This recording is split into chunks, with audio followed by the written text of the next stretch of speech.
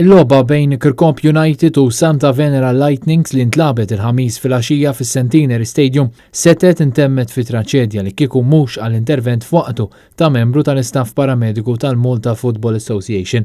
Dan hekk kif Jawmun Lo li jilab ma' Santa Venera sofra attak tal-qalb fil-ground bil-logħba tiġi sospiża u dawk preżenti fi stat evidenti ta' xokk jiġru biex jagħtuh l-ewwel għajnuna. Ħajjet Lo kienet salvata grazzi għall-intervent immedjat tal-istaff mediku preżenti li għamlu CPR fuq il-vittma li fortunatament ftit wara reġa' beda jieħu nnifs. Madankollu plejers preżenti lmentaw li palma jiġri flop minn diviżjonijiet inferjuri fil-post ma kienx hemm ambulanza li din damet madwar nofsija biex waslet mill-isptar Mater Dei. Lo qed jinżamm taħt osservazzjoni stretta għal 24 siegħa bil-makni jagħtuh innifs biex jiżguraw livelli tajbin ta' ossiġnu. Huwa biss wara dawn l-24 siegħa li t-tobba jkunu f'pożizzjoni li jagħtu aġġornament dwar il-kundizzjoni tiegħu.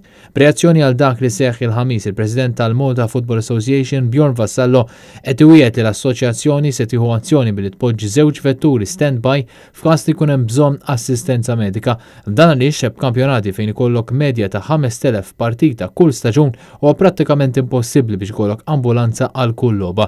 Intant fuq Facebook, il-kelim tal-Oppożizzjoni Claudio Grek fakkar kif il-liġi ta' Samaritani tajjeb baqgħet fuq l-iskaffa għaliex il-gvern baqa' jkaxkar saqajh. Din hija liġi li tħares lil dawk li jagħtu l-ewwel għajnuna